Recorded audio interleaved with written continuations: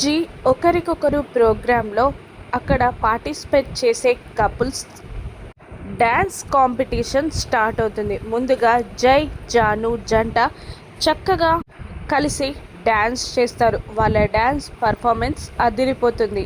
జాను జై ఇద్దరు అచ్చం రొమాంటిక్ కపుల్లా డ్యాన్స్ చేస్తారు. ఆ తర్వాత మరొక జంట కూడా డ్యాన్స్ చేస్తుంది. సిద్ధు తులసి కూడా డ్యాన్స్ చేస్తూ ఉంటారు. కనిష్క స్టేజ్ కింద కూర్చొని డ్యాన్స్ పర్ఫార్మెన్స్ చూస్తూ కన్నింగా నవ్వుకుంటూ ఉంటుంది. తులసి పైన ఏదో కుట్ర పన్నుతుంది కనిష్క. సిద్ధు తులసి ఇద్దరు హాట్గా డ్యాన్స్ చేస్తూ ఉంటారు. అప్పుడే మెల్లిగా తులసి బ్యాక్ హుక్స్ ఊడిపోతూ ఉంటుంది. బ్లౌజ్ లూజ్ అవుతూ ఉంటుంది.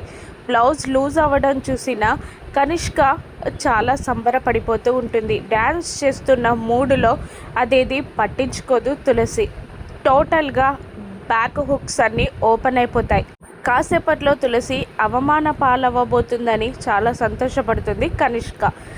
గగన్ పోటీలు ముగిశాక విన్నర్స్ని అనౌన్స్ చేస్తూ ఉంటారు. చాలా బాగా చేశారు అందరూ, కానీ ఒక్కరినే విన్నర్గా అనౌన్స్ చేయాలి కాబట్టి రైట్ నౌ విన్నర్ ఈజ్ అంటూ తులసి సిద్ధు వైపు తిరుగుతారు. సిద్ధు తులసియే గెలుస్తారా? కనిష్కకి ఎలా బుద్ధి చెప్తుంది తులసి? రాను ఎపిసోడ్స్లో చూద్దాం. Thank you for watching.